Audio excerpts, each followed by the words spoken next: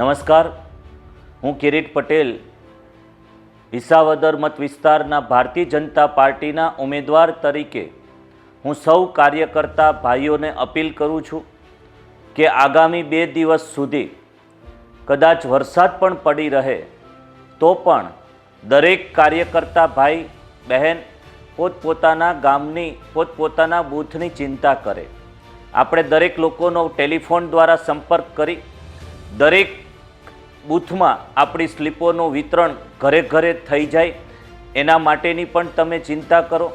અને સાથે સાથે 19મી તારીખે જો વરસાદ હોય તો આપણે વાહનો દ્વારા પણ આપણા મતદારોને બૂથ સુધી પહોંચાડી અને મતદાન વ્યવસ્થિત થઈ જાય એના માટેની આપ સૌ ચિંતા કરો એવી મારી આપ સૌને નમ્ર અપીલ છે। એક કાર્યકર્તા જ એ ચૂંટણીનું પરિણામલક્ષી માધ્યમ હોય છે અને કોઈ પણ ચૂંટણી એ કાર્યકર્તાના દમ ઉપર લડાતી હોય છે।